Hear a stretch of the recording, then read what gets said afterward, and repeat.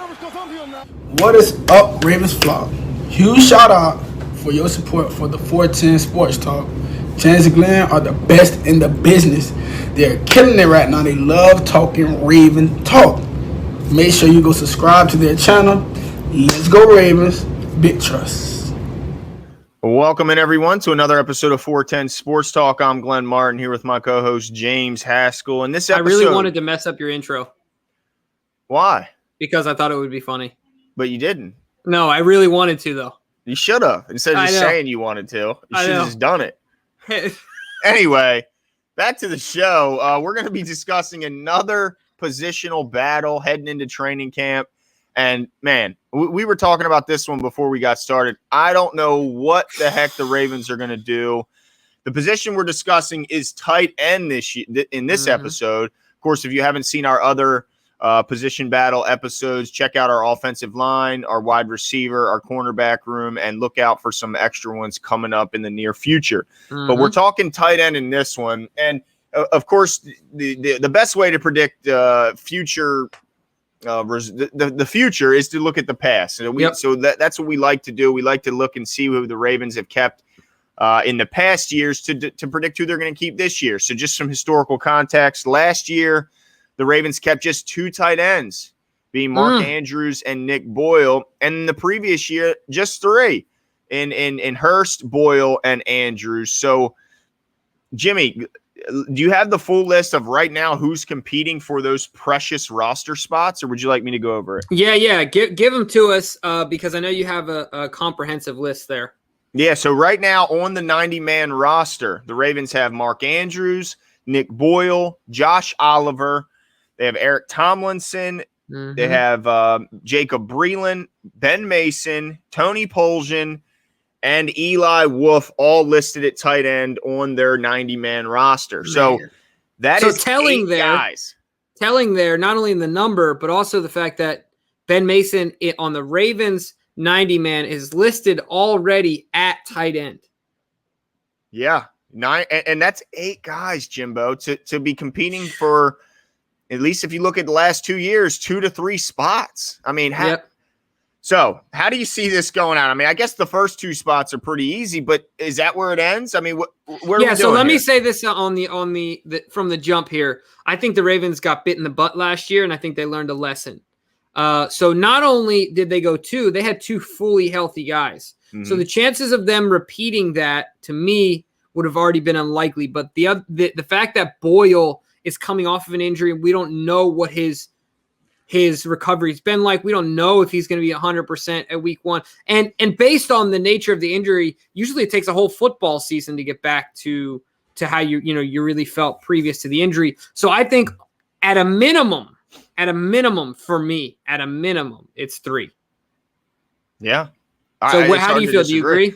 Absolutely. I mean, with Boyle coming off the injury, and really, like you mentioned, it's more so the fact that even with Boyle, it felt like they needed a third guy. And they brought in the third guy. I mean, they brought in Tomlinson last year, and they brought him back again this season in the offseason. So I feel like they have to keep 3.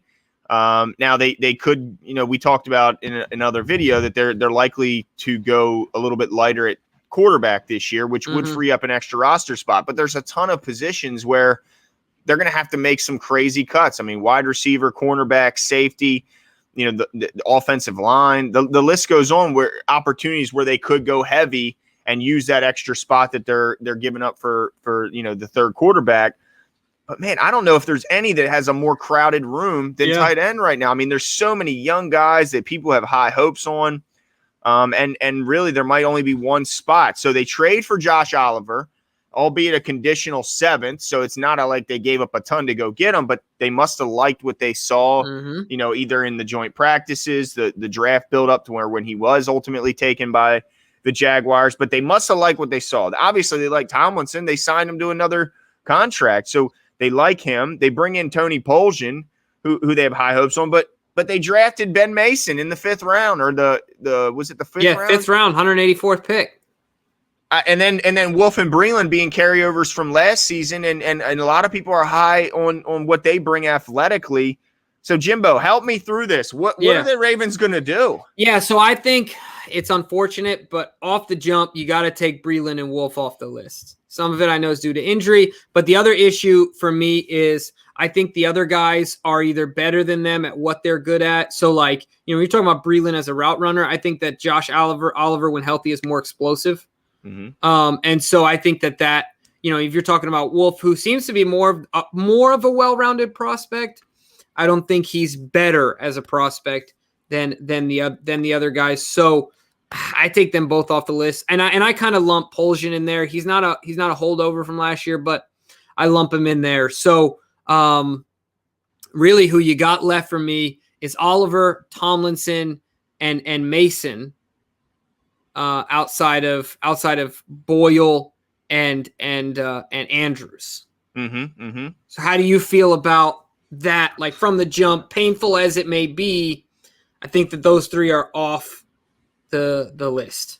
Yeah, I agree with you. I think that now, look, there's probably going to be, well, there's definitely going to be at least one of these guys squeezed through the practice squad, and maybe two, you know, depending on, and we could also see another IR candidate out of this group. You know, there is at least going to be a couple of those guys that ultimately find themselves on the IR stashed away for, you know, hopefully future use next year, as odd as that sounds. But oh man, it really what it's going to come down to is, what do they want? Do they want an athletic guy that can help stretch the field and go catch passes up the seam over the middle of the field where Lamar likes to target so much?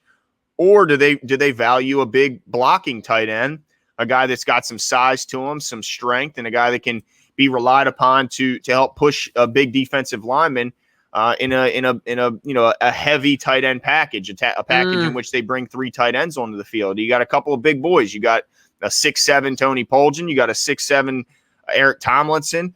Or do they want a guy that, you know, yeah, like I mentioned, they can run and go up and get the ball? Like Josh Oliver was lauded about his ball skills, his ability to go up and get those 50-50 balls, attack the ball at its highest point, but he hasn't been healthy. So I think a lot of it could come down to who comes out of camp the healthiest. I mean, if Oliver shows, if he comes out of preseason, comes out of camp, and he's ready week one athletically and physically, he's ready to go, man, it'd be awfully hard to cut him because of his incredible upside, you know.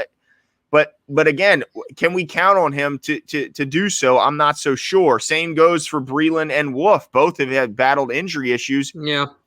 I think the Ravens are secretly probably hoping that some of this works itself out through the war of attrition, and that hopefully a couple of these guys take themselves out of the competition, because, man, if all these guys get through camp healthy, it's going to be such a tough choice. And then also Ben Mason, is he a tight end? Is he a fullback? Or is he kind of a jack of all trades? I think that obviously increases his, you know, his value. And there's no chance they get rid of this guy when he was just drafted. So right now, Jimbo, as it stands, I'm penciling in Mason as my third tight end, you know, because of the fact that he can play fullback, as well as, even shown in college, he can play some short yardage running back, as he scored, 7 or 9 touchdowns? 9. I mean, that versatility, I think, is what gets him on the field, his mentality. Yeah. So to me, right now, Jimbo, I'm only keeping 3, and Mason's my guy.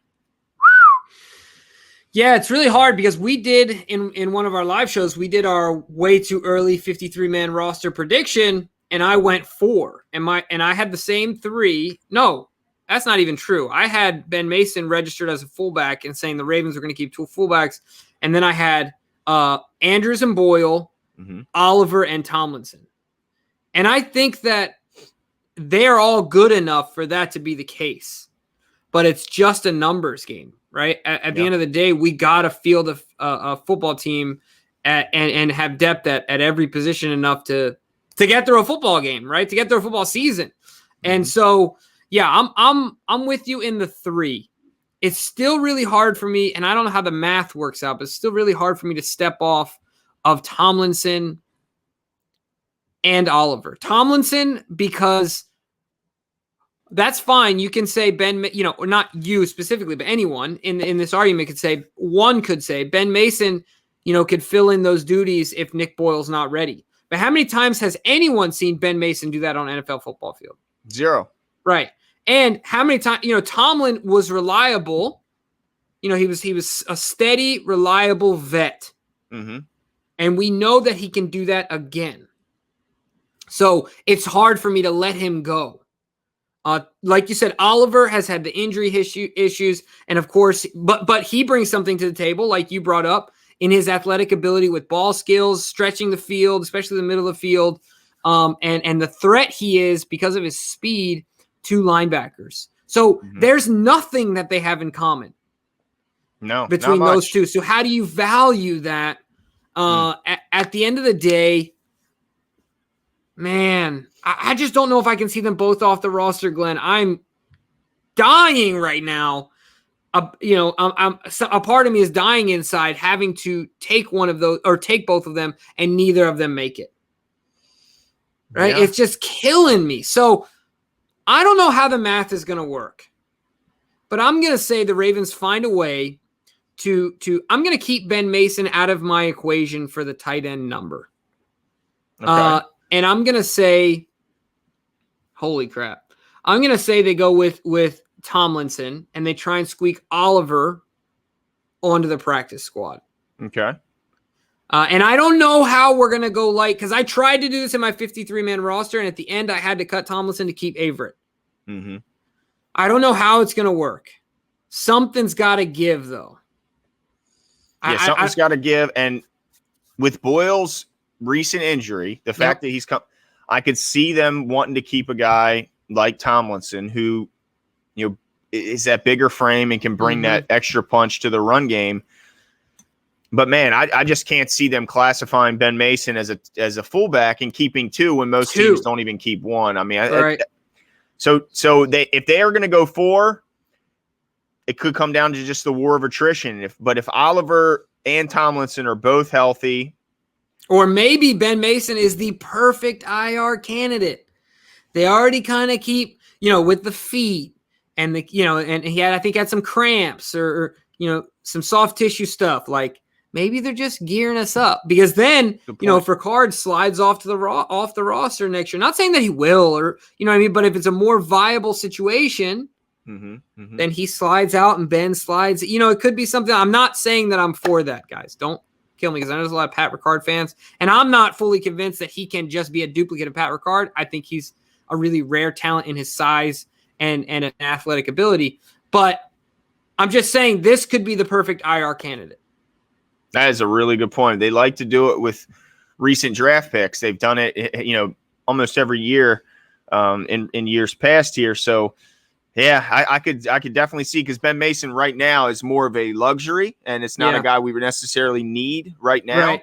So I think that's a good point. I think so. If I'm working under the Ben Mason's going to be eventually IR, which is crazy to even think about it like that. But right. That's a stretch, but it's definitely like something that could happen.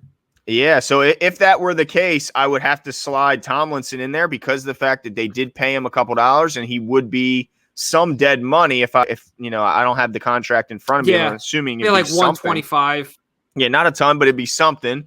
Whereas, and I agree. I think Wolf or Breland get through to the practice squad, maybe even Tony Poljan, because he's 6'7". You think Oliver gets through?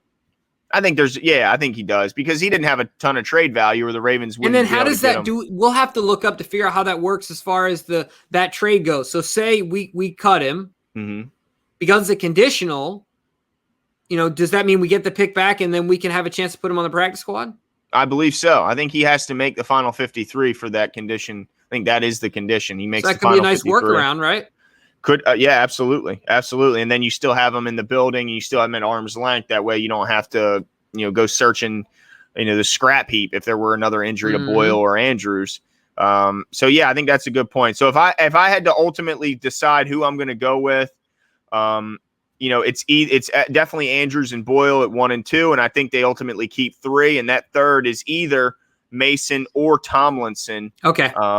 Depending on if Mason makes it through. Now, if it's only 3 guys and Mason's not IR, I give it to Mason. Gotcha.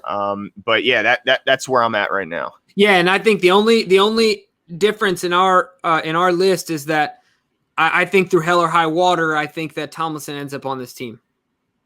Gotcha. Whether Ben Mason is hired or not, I just think he does. He proved himself, proved his worth last year, and he's a perfect insurance policy. Yeah, no doubt. I mean, he's very similar to what Boyle brings, and I like that about him. And he already knows the system. I think that definitely helps him get a little bit of a leg up on some of the other guys in the room. But let us know what you guys think. I mean, this is a tough call this year. Maybe the toughest roster cut down in recent history for the Ravens. And they got to go thin somewhere, but they can go and they really can only go heavy on if you counter that with a thin spot somewhere else. That's really the only way you can do this. And man, it's just going to be a tough cut down. There's going to be some fans that are going to go, why are you letting this guy go? Why are you keeping this guy? And it's going to be interesting. Let us know what you guys think. Is it 2? Is it 3? Is it 4? And who are those guys? And we'll talk soon. See ya.